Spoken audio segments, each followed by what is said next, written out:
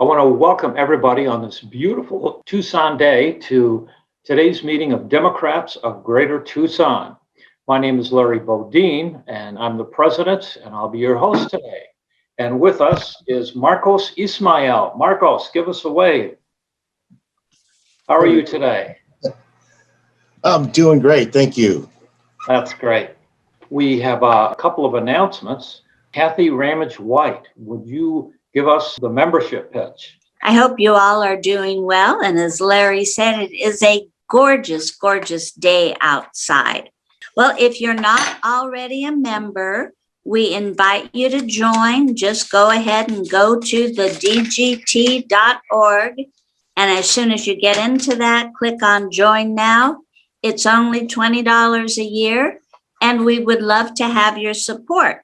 You know, I asked some of the board members, actually, I asked all the board members, well, why do they belong to DGT?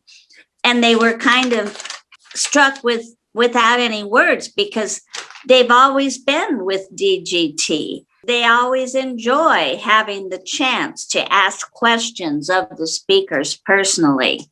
And they always enjoy being able to be with other Democrats. So those are all good reasons to join DGT.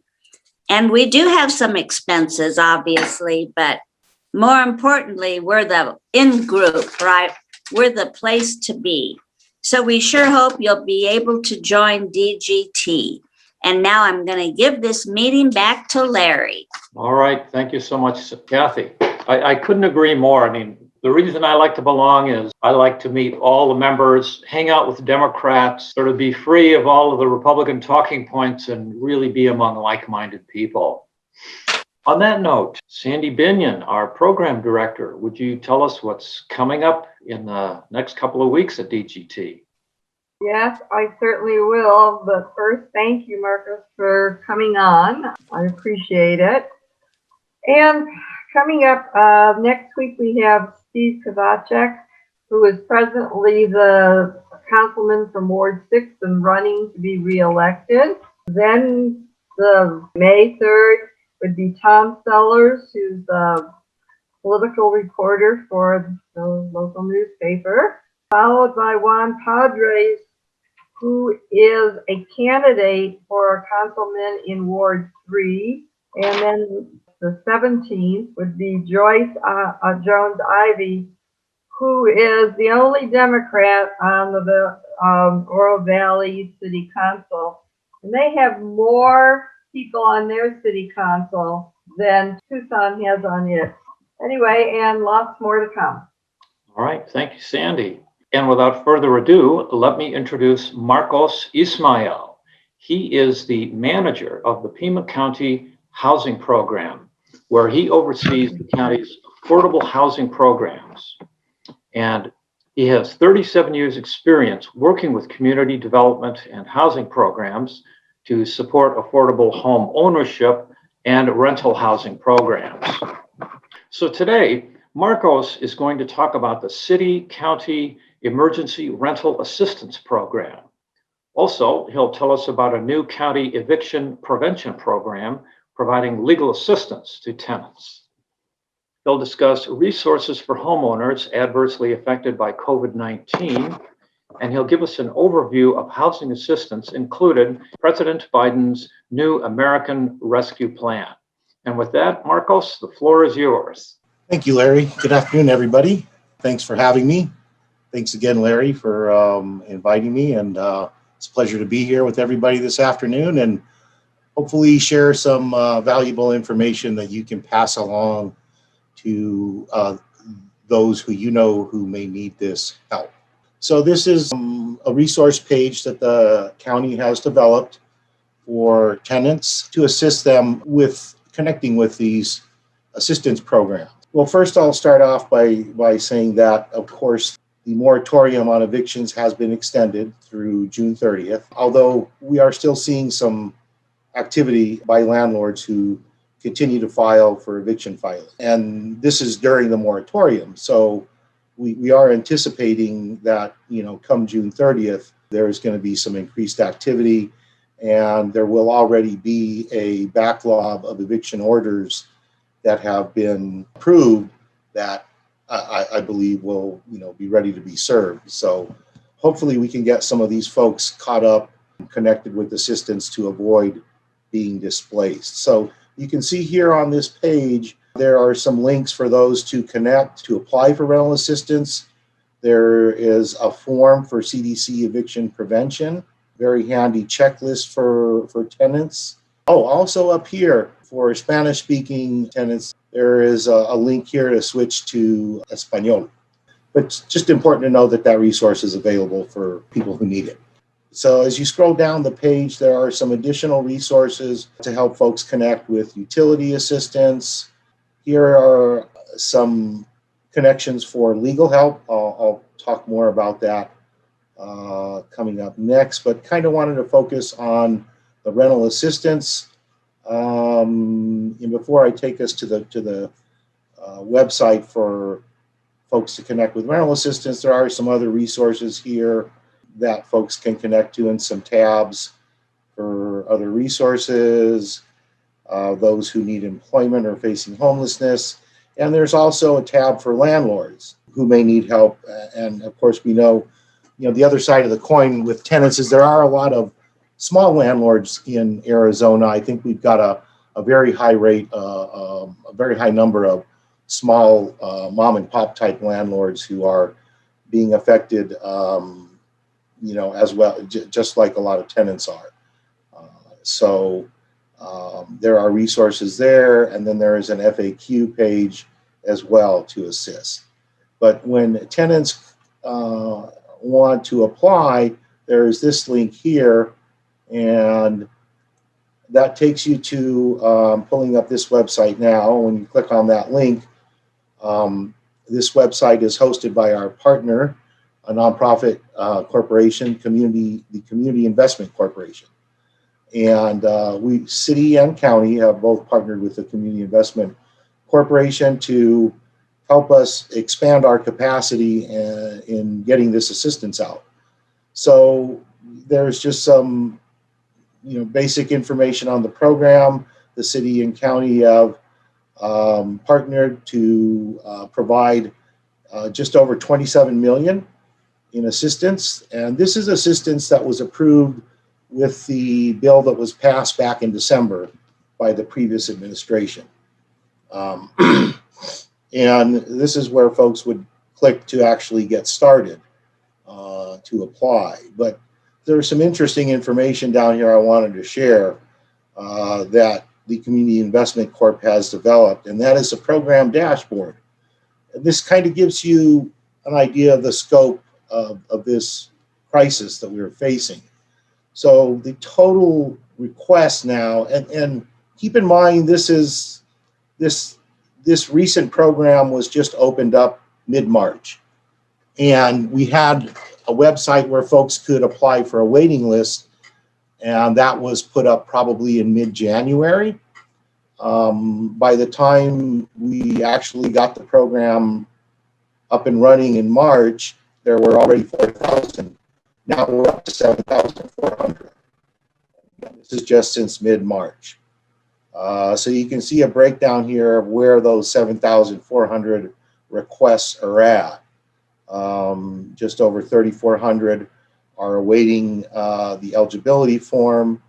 When someone applies, they're given information and an eligibility form that needs to be completed and sent in. After that, their eligibility form is received. If they're determined eligible, they're assigned a caseworker. So we've got just over 2,500 that are eligible and awaiting a caseworker.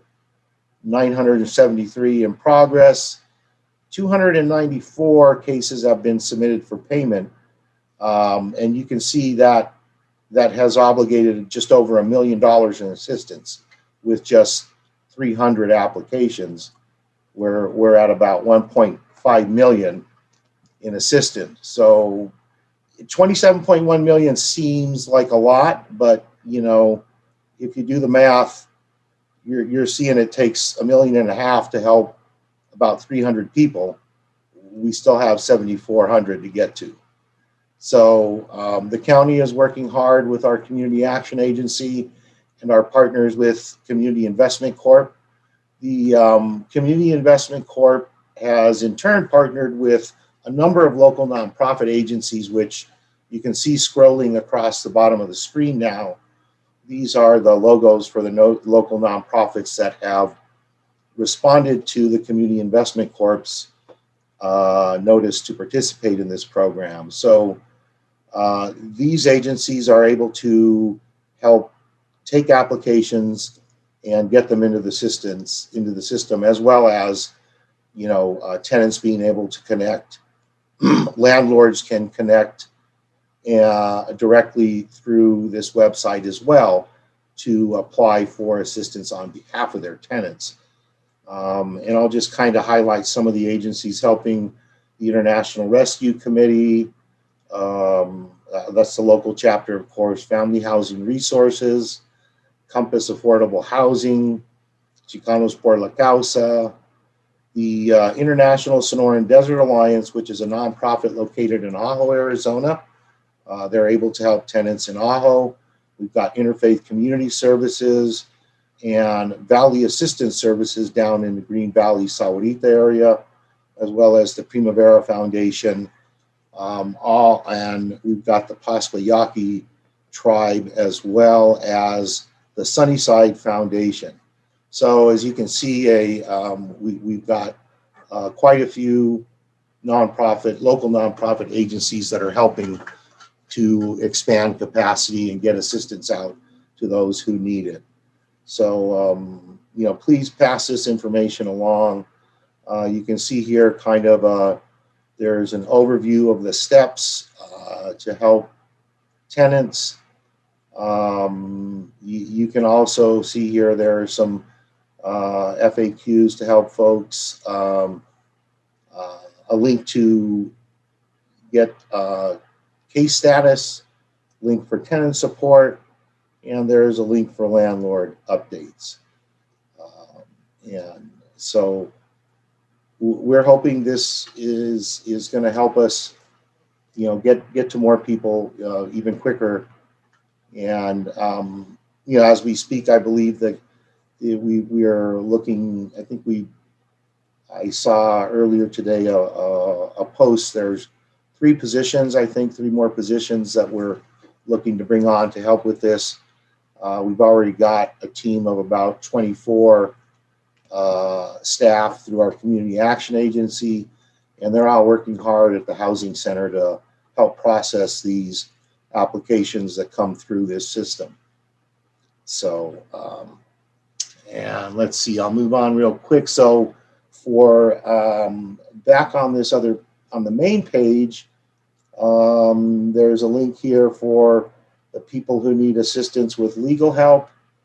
And there is a flyer that it will connect you to.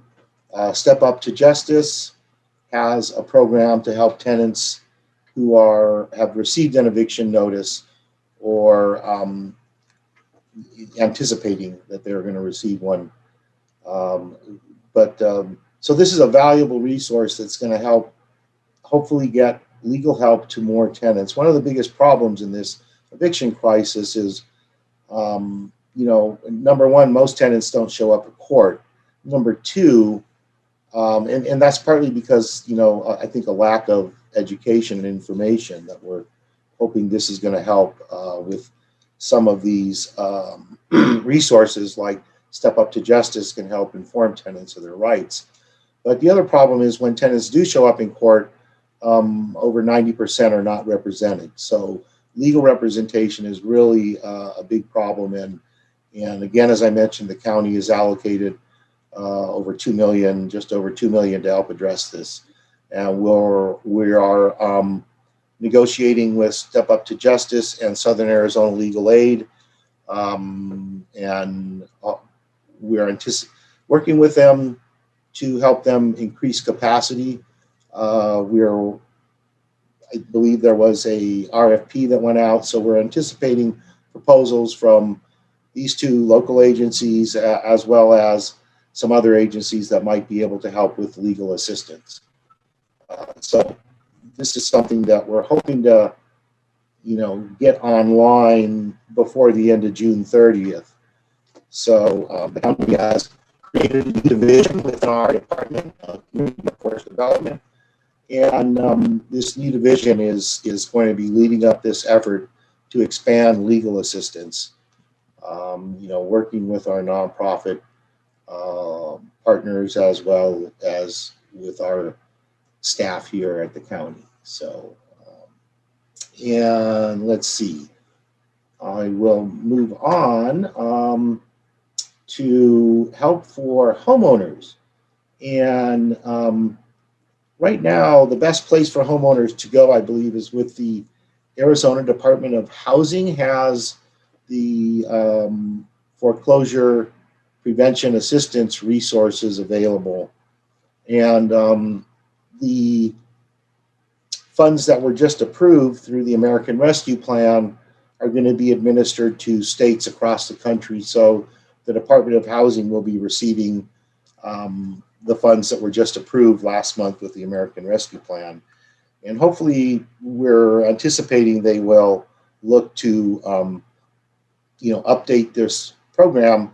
And the Save Our Home Arizona Foreclosure Assistance Program was started after the Great Recession and has been up and running since, although in the last few years, the amount of assistance that's available, of course, has decreased and was just about zeroed out until the American Rescue Plan was approved. So we're anticipating the resources through the American Rescue Plan to help get this program expanded. So there's lots of information here. There's an online assessment link for homeowners to go and see so you'll see here when you click on that, it takes you to the homeowner to a self-assessment form they would fill out and submit to get started with the process. So there's also some other resources here that are available, and a link to announcement by Governor Ducey on steps that the governor's office has taken. So hopefully most homeowners have been able to connect with their mortgage company. What's been happening with homeowners is the through the American Rescue Plan and the previous assistance bills, forbearance assistance has been promoted with the mortgage companies, and the forbearance agreement basically puts payments on hold. And typically what happens when you contact the mortgage company and get one of these forbearance agreements set up, typically suspend payments for at least 6 months. Some may do it for up to a year. If after 6 months you still need help, then you would need to contact your mortgage company, and they can provide another 6-month forbearance with a break on payments. But once that 1 year is up, then most mortgage companies are going to look to have homeowners get caught up. So that's where the foreclosure assistance is going to be key. And we're not seeing a lot of homeowners reaching out yet in danger of foreclosure, but as these moratoriums expire in June, we're anticipating an increase there. So we're really anticipating the assistance through the American Rescue Plan to come through before that. And there's just one more item I will pull up here. I just have to switch over, and this is a summary that includes the housing assistance that was approved with the American Rescue Plan. The first piece is another round of emergency rental assistance. And these funds have not yet been released or received by any local jurisdictions, including ours. So again, right now we're working with rental assistance that was approved with the last relief bill in December. So you can see there's a substantial amount, another 21.5 billion nationally. And it's the idea is to target the households that are at or below 50% of a median income that are underemployed or not employed. In addition, the American Rescue Plan includes a emergency allocation of vouchers, another $5 billion nationally for the Section 8 Housing Choice vouchers, and those funds help provide direct assistance to tenants to pay their rent. And when a tenant qualifies for a voucher, the tenant pays 30% of their income, and the voucher pays the balance. There are also funds included for tribal and rural assistance. There is a homeless assistance piece of $5 billion that was approved nationally, and that is going to be administered through the Home Investment Partnership Program. The city and county participate in that program, so we will be receiving an allocation. The city and county have a consortium that we have formed to access the Home Investment Partnership Program, and we'll kind of blow this up so you can see it. So there was information released by HUD announcing that the city and county combined will receive just over 12 million through this homeless assistance that was approved in the American Rescue Plan. And it'll probably still be a couple of months before that comes through, and we're expecting HUD to issue guidance on these funds in the next 30 to 60 days. The other important piece that I mentioned was homeowner assistance. 10 billion has been approved nationally, and that will help homeowners avoid foreclosure through the Homeowner Assistance Fund. These funds will be administered by the U.S. Department of Treasury. The Treasury Department is the same entity that has distributed the emergency rental assistance funds. And again, these funds will be administered to the states, who will then, work with local communities to get help to homeowners in need. In addition, there were some funds for housing counseling and fair housing, and another $5 billion for utility assistance. And these are national numbers approved nationally. These are all going to be very much needed in the very near future. So as I mentioned, the key date for many tenants and homeowners is right now, June 30th. Hopefully we can help people avoid being displaced and get to as many people as we can before that moratorium expires. I will stop now and turn it back to Larry and see if there's any questions here. All right, we do have a couple of questions in the chat. Shirley says, this is a very informative website, assuming you have the education to assimilate all that information. And then she says, but imagine you're a tenant who doesn't have a computer and maybe not even a smartphone, and this person gets a notice of eviction. What's the first step that they should take? There is a phone number for tenants to apply. Well, then people would have to connect through a phone. But how would a tenant know that? Someone would have to give them that information. Who would give them the information? Well, they would call. They called any one of these nonprofit agencies that are. How would they know to go to these agencies? Good question. So, we're working to get information out the best we can. As I mentioned, we have flyers, and I believe the flyer also has some phone numbers on it. And there is also, if you all can help by getting this information out to folks that who don't have that assistance, who don't have access, tenants can also call 211. My question is, how would a person who has no computer, very little education, know what to do and where to go? Again, they would have to ask, the first, we always recommend that tenants contact their landlords to let them know they're having a problem related to COVID-19. landlords need to be notified in writing. We have this flyer. Let's see, and I can see if I can share it. And I can, again, email this to all of you who can help distribute this. But we have these flyers that have been developed that we're working with all of our partners. We have calls. The city and county has a standing call every Monday at 11. We meet with local partners, nonprofit partners, and some elected officials to update everyone on what's going on with the rental assistance effort. So we distribute, this flyer was provided before today's meeting to help get the word out. And, we're hoping this flyer gets distributed widely. You can see it's got information in English, and then there's also a section in Spanish. And so as these flyers get distributed, that will hopefully help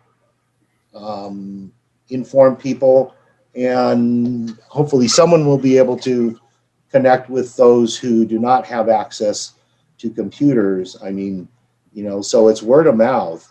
So here's again the 211 number. That's in Spanish, sorry, in English. But I can send this flyer to Larry, and hopefully he can get that to all of you. And we need everybody's help to help spread the word and inform tenants, especially those who do not have access to computers. By partnering with the local nonprofit agencies that I mentioned earlier in the presentation, we're also relying on those agencies to help get the word out to their constituents. And most of those agencies are on the weekly calls and have been emailed this flyer and are hopefully distributing this information to the tenants that they see, both in person and those that call in. All right, we've got a question from Jackie Romer. Please unmute yourself and go ahead. Oh, thank you. I heard you say you're emailing the flyers to these different nonprofits. Do you know if these flyers are being mailed to them in bulk, and are they being distributed door to door in neighborhoods that don't have internet? And my second question is about June 30th. Is there a direct connection with economic information about Tucson that people will be able to pay rent suddenly, or jobs are coming back? I mean, are you tracking the economy so that you can be prepared? I mean, I realize these are tough questions, but so that you can be prepared for what's coming, thinking long-term, because June 30th is not a magic number as far as our businesses, local businesses, and so forth. Thank you. Yes, that's a very good question. And, part of the reasons we have the weekly calls is to stay up to date with our partners. And we also usually have representatives from our congressional delegation that provide us updates and from the Hill, from Washington, D.C., and what's going on up there. And we have information on jobs in the economy that is updated for us on these calls. We work with the Southwest Center for Women, I think, in research, and Keith Bentel is a professor there that has been providing us with very valuable updates on the economy and jobs, and as well as a survey that they have been running that asks tenants how they feel about their ability to pay rent both this month and in the coming months. We are connecting both the county and through our partners with national groups that help lobby Congress. One of the things we are all lobbying for is to further extend the moratorium, because, as you mentioned, I don't think it's likely that most people are going to magically be able to, pull a few $1,000s out of their hat on June 30th and, magically pay the rent and get caught up. As you mentioned, there are still problems with, people getting jobs. A lot of people have not returned to work because, they're worried about contracting the virus. They're not yet vaccinated and they have, family members they need to protect. So I think we're not going to start see things getting better until we see a higher percentage of the population get fully vaccinated. And while everybody that's 16 and over now can call and schedule themselves for a vaccine, of course, we know it's going to take some time for that to happen. And, we're looking at 2 shots and then waiting another 3 to 4 weeks after you get the last shot before you're fully protected. So, it's going to take a few more months to get us at the level where I think people are going to be feeling comfortable to return to the workforce. There's been a lot of criticism about folks not wanting to go back to work because of all the assistance out there. And I think that may be part of the problem. But I think the bigger problem is a lot of folks are not confident to go back to work because, they don't want to contract the virus and they don't want to put themselves or their families in danger or at risk. So I think that one of the keys then is also with this effort to promote the vaccine and getting people vaccinated. Whatever we can do to help get more people vaccinated is going to help us recover. We're not going to see a full recovery, I don't think, until that happens. So I think that's also a very important message that we all need to keep, promoting. So, hopefully, we've heard some information that, the administration is working with the CDC and, evaluating the data to see if, further extensions of the moratorium are needed. And hopefully, if so, they will hopefully extend it. We've heard an extension through September, the end of September. Might be a little more realistic as far as a date to where we can see a higher percentage of the population being protected with the vaccine. So, and it may even take till the end of the calendar year. I don't know, but I definitely am not confident that, we're going to be there by June 30th. So I agree, and we're all doing what we can to, lobby our congressional members to extend these moratoriums beyond June 30th. All right. Thanks, Marcos. Andrea Kennedy has a question. Please go ahead, Andrea. Hi, thank you. I wondered what kind of media coverage you were thinking of, maybe Spanish radio and TV stations or the other TV news stations. And I wondered, could you put these flyers outside of the library? Could you post them at the bus stations and perhaps distribute them through churches to reach the people who might be able to use this service? Thank you.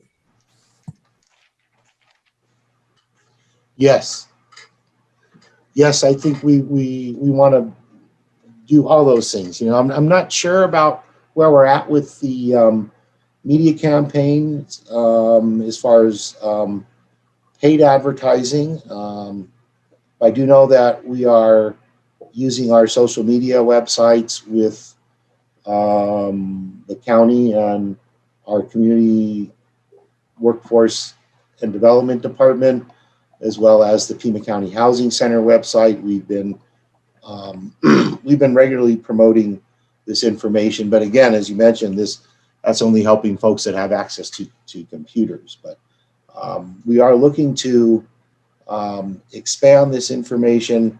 I think we need to find out if any of the funds that we've received can be used to help us with some paid advertising.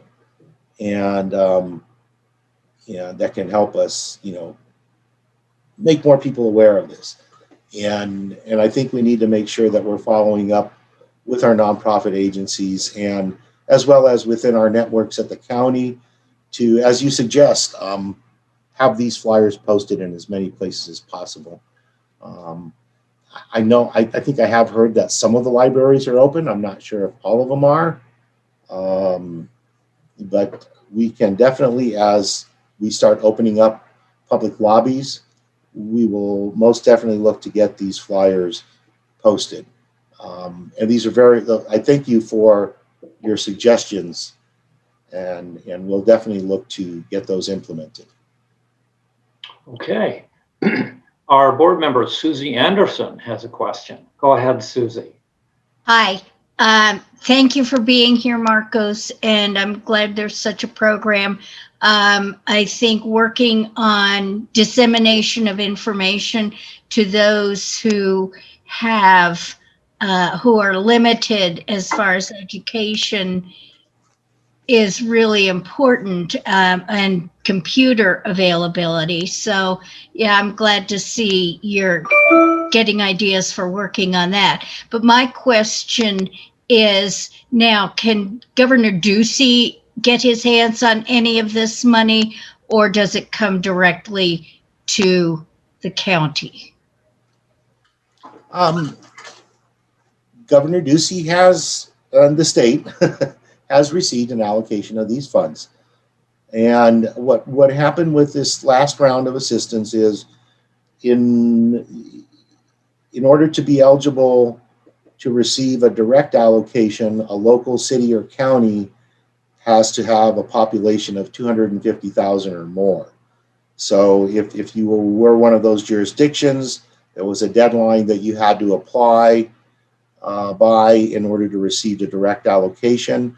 Those jurisdictions that did not apply would have to then go through the state to get their funds. So, and any community or county that does not have at least 250,000 has to access the assistance through the state. So the state did get an allocation for, the counties and cities that do not meet that threshold. And they have set up assistance. And again, it's all online or through Arizona 211. So I would, encourage you all to promote Arizona 211 and the Arizona Department of Housing's website for those who have computer access. Arizona 211 can help people get started that don't have computers. And those who do can go to the Arizona Department of Housing's website and connect to local programs in the communities that did not get a direct allocation, like Tucson and Pima County. Okay, so Tucson and Pima County got a direct donation, and it does that, we did not have to go through the governor. Yes, we do not have to go through the governor. Yeah, and then that's because we did, following the guidance that was issued by the Treasury, and this was probably out the first week of January, shortly after that relief bill was passed at the end of December. Guidance was published for local jurisdictions to submit their applications by the deadline. It was mid-January, so it was a pretty tight deadline. It was a very small window for local jurisdictions to apply. And so the city and county decided right away that they wanted to, and of course applied and received the direct allocations. We have a question from Lynn Hudson. Go ahead, Lynn. Thanks. Marcos, thanks so much for being with us. I have a couple of friends who have volunteered with the Pima County Interfaith Council, and they have been trained by the council to assist people who have these kinds of issues. And it occurred to me that there might be some members on this Zoom meeting who are interested and motivated to assist and don't know necessarily how to go about doing that. And what do you think about them calling the Pima County Interfaith Council and getting information about training? I have one friend who has helped people with their income taxes. I have a friend who has helped people get access and rental assistance, and even contact with legal folks who might help them file a disability claim. So that's something that people like us can do and be trained and feel they're part of the solution. What do you think? The more support that we can provide, the better. I'm not sure if Pima County Interfaith Council had connected with the Community Investment Corp, but it wouldn't hurt to have them contact the Community Investment Corp to see if there's a chance that they couldn't get signed on to be able to help people sign up for assistance, like some of the other nonprofits that have done that and are able to connect people with assistance. All right. Yeah, and I think Community Investment Corp, I heard, was also looking for volunteers as well. Okay. Yeah. I have a question of my own that I wanted to ask, and that is, presuming that the June 30th moratorium date or conclusion sticks to June 30th, could you describe what you see happening? For instance, you already have 7,400 applicants. If the moratorium is lifted, what do you see happening? That's a good question. Hopefully we will be able to get to a good number of those folks by that time. If not, then we would hope that at least they would have received written notice that they have applied. But then once June 30th comes, they're stuck. So, it's hard to tell.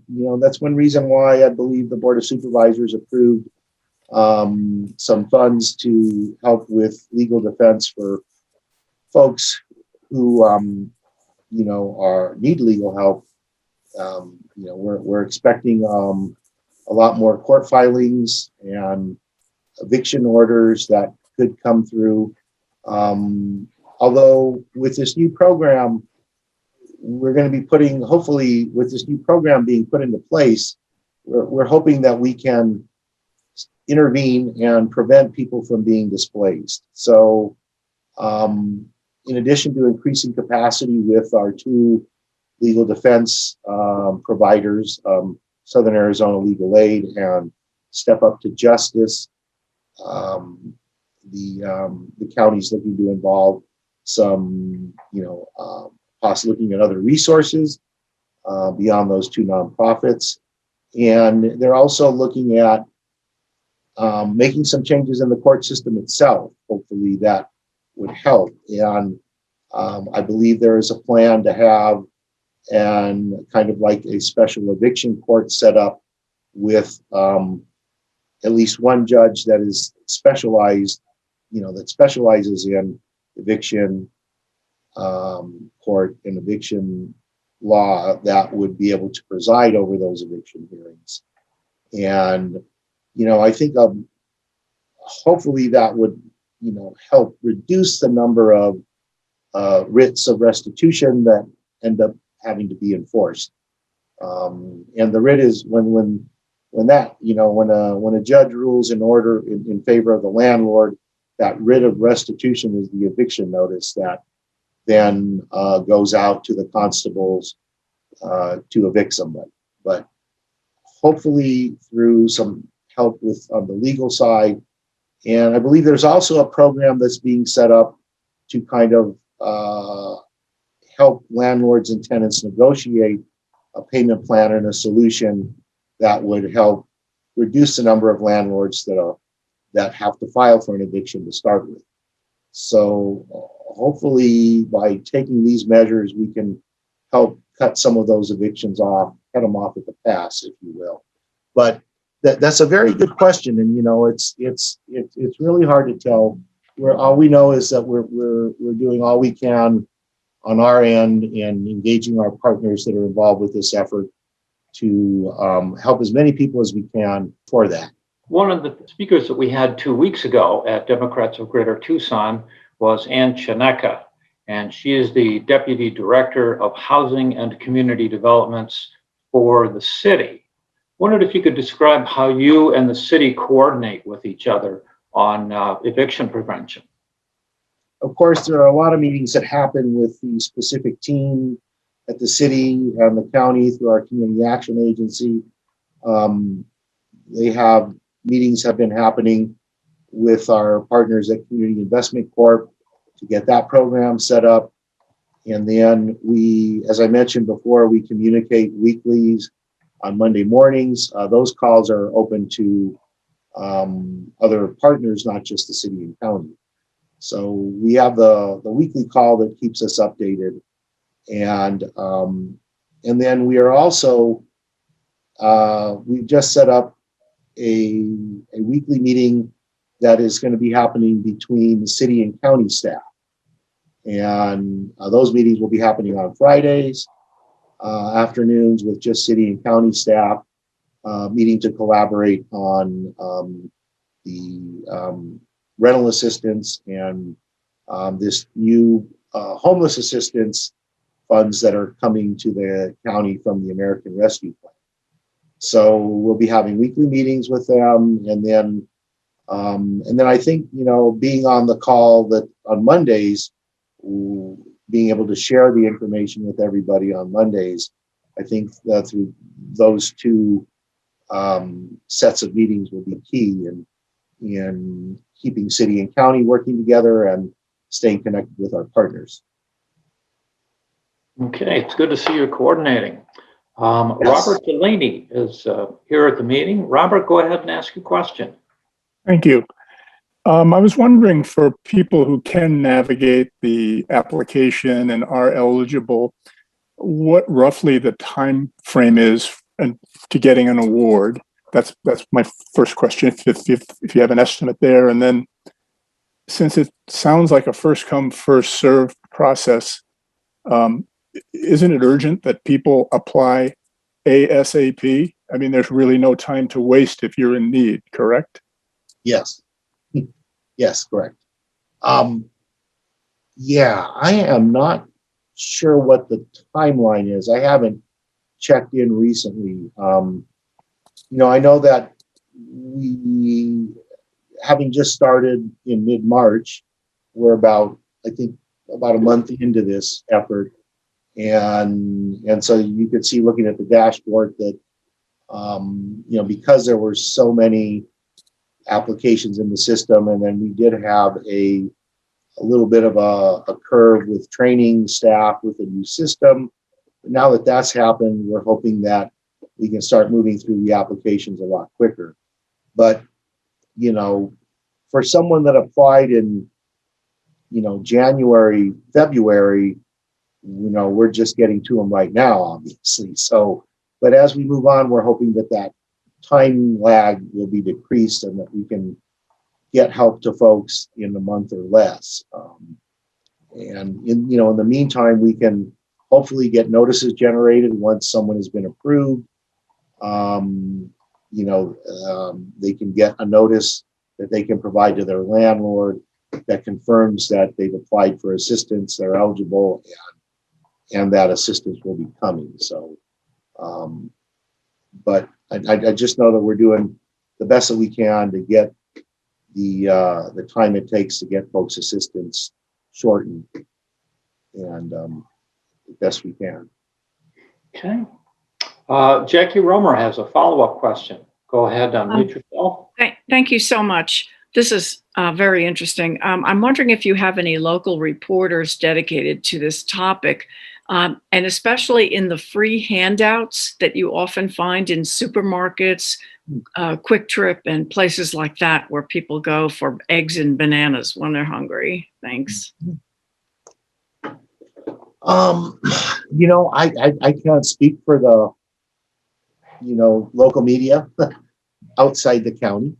You know, we have seen some interest from the media I think it's been a while, but it seemed like last month and in February, January, we were getting a few more requests from the media. It seemed to have slowed down a little bit. The county does have a communications department that we are able to work with to help get public announcements out and press releases out when we need to. And we do have one of our communications team, one of our staff members there attends our weekly meetings on Mondays, and then as needed, they're able to support us through social media, and when we're ready to move forward, they're able to help get press releases out to the local media. So I think we'll be looking to use them to help us with press releases, especially as we get the new legal assistance program up and running. We'll be looking to them to help us, get some press releases out, and so people can get informed. Okay, Marcos, thank you so much for your time. We're just about out of meeting time, and please be sure to send me the link or send me the flyer, and I'll make sure that everybody at the meeting gets a copy of it. I'll also post it on the website. Wondered if you could wrap up the meeting for us and tell us the best way that we at Democrats of Greater Tucson can support you. All right. Well, yeah, I will be sure to get that flyer, and thanks again for having me here.